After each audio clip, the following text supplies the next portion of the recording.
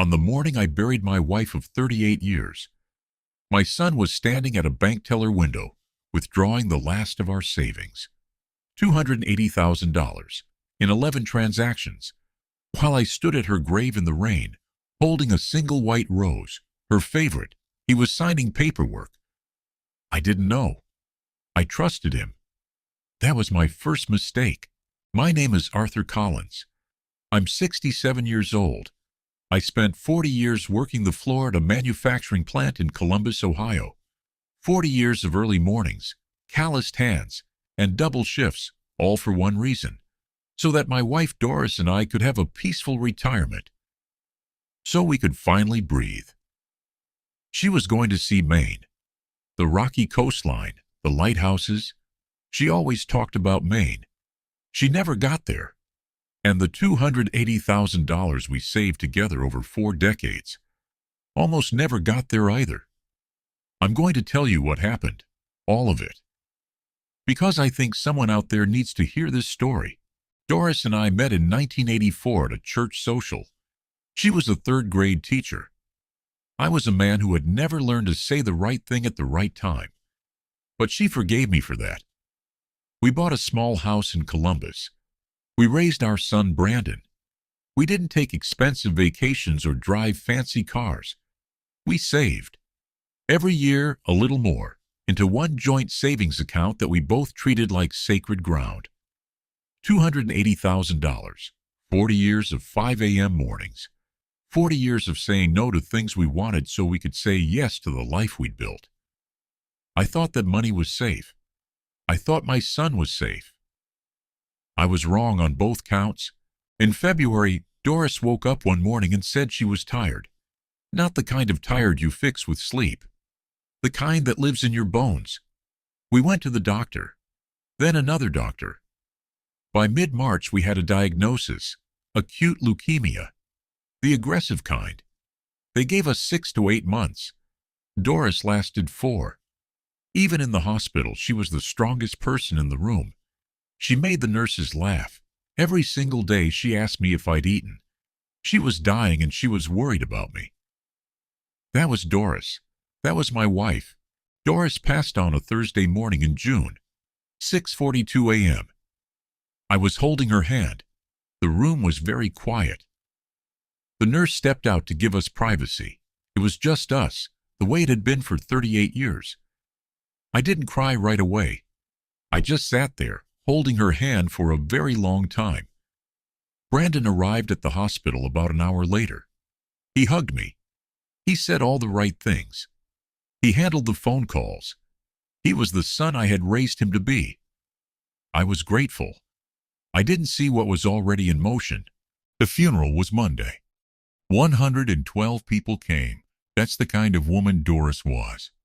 Her former 3rd grade students, now grown adults with children of their own, drove from 3 different states to be there.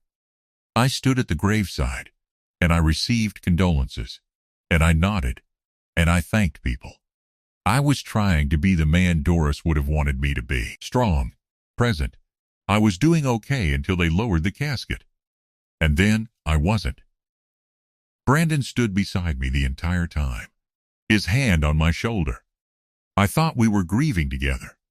I didn't know he was performing it. 2 days after the funeral, I collapsed in the kitchen. I was trying to make coffee, the same coffee Doris made every morning for 38 years. But I couldn't remember how she did it. And something about that small, stupid detail broke me completely. The paramedics said it was a cardiac event. Stress-related. The doctors kept me for 5 days. Brandon visited once, on the 2nd day. He brought flowers. He said, "Don't worry about anything, Dad. I'll take care of everything." I believed every word. That was the moment he was waiting for. When I came home from the hospital, I needed to cancel a small recurring payment Doris had set up for her garden club, $18 a month. I logged into our savings account. I expected to see $280,000, the number we had built together over 40 years. What I saw instead was $2,847. I read the screen 3 times. I logged out. I logged back in. $2,847. I sat at the kitchen table, and I could not breathe. Something had happened to our money, and the only person who had my PIN, who I had given it to in case of emergency, was my son. I was at the bank when it opened the next morning. I asked the branch manager, a woman named Patricia, to pull the full transaction history. She did. She turned the screen toward me, slowly. 11 transactions. All mobile. All within 5 days. 3 of those 5 days, I was in the hospital. The authorization used my PIN and Doris's death certificate, which Brandon had helped me file as account holder documentation. Patricia looked at me steadily. She said, "Mr. Collins, I think you need to speak with an attorney today." I drove home. I sat in the driveway for 20 minutes. I couldn't go inside. Ellen Marsh specialized in elder financial abuse. I had to say that phrase out loud in her office. Elder financial abuse. My own son had committed elder financial abuse against me. I brought every document I had. Helen read through everything carefully. She didn't make me feel ashamed. She said, "Mr. Collins, this happens more than people know, and you came to the right place." What she found next was worse than I expected. Ellen pulled a title search on my house. Brandon had contacted the county recorder's office, trying to add his name to the deed. The request had been flagged and paused because of a signature discrepancy. Whoever signed my name had made the letter A slightly wrong, but he had tried. Then Helen found an email Brandon had sent to a real estate agent dated 11 days after Doris's diagnosis. He was asking about listing prices for houses in my neighborhood before Doris was even gone. He had been planning this for months, while his mother was fighting for her life. Ellen advised me not to contact Brandon. Not yet. Anything I said would warn him, give him time to move funds, manufacture stories. So I did something I have never done in my life. I acted. For 6 weeks, I answered Brandon's calls. I asked about his week. I mentioned I was feeling better. I cooked. I kept the lights on. I was the same father he had always known, and the entire time, beneath all of it, Ellen was working, taking back every dollar. Quietly, the same way he had taken it. Ellen filed a civil suit for financial elder abuse and a criminal complaint with the county district attorney. Brandon was served at his home on a Tuesday morning. I know because Helen called me. I didn't watch it happen. I didn't need to. Within 4 months, a court judgment was entered. We recovered $194,000. The remaining $86,000 Brandon had spent. On what? I never learned.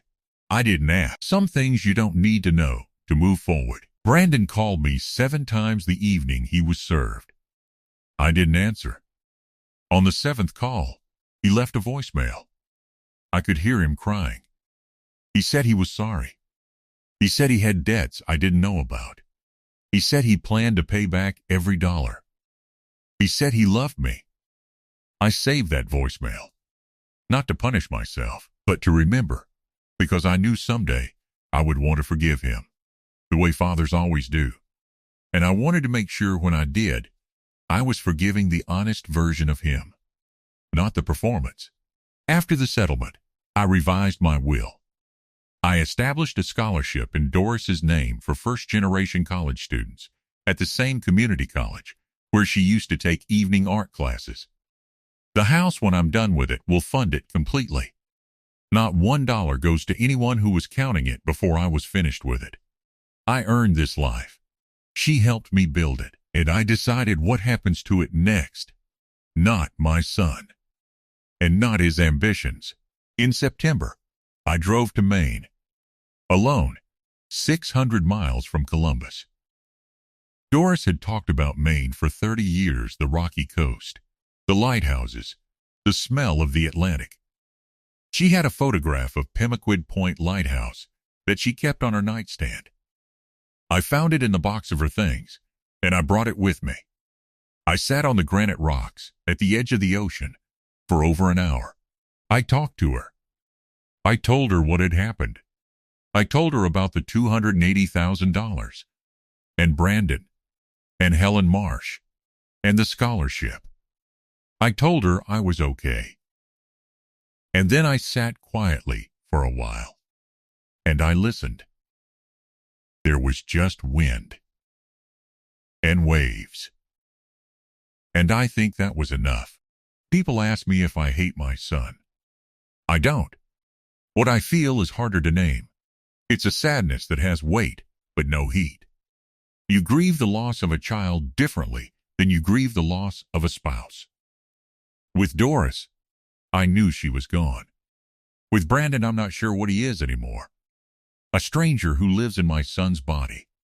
A man I raised who saw my grief as an opportunity. What I know is this. Grief makes you vulnerable in ways you never expect. It opens a door in you, and the people who truly love you, they stand outside that door and wait, because they know it's not an invitation. The people who don't love you, they walk right through. This was the story of Regret After 50. Life Lessons, Late Reflections. If you enjoyed this story, please subscribe to our channel so you never miss more emotional and thought-provoking stories.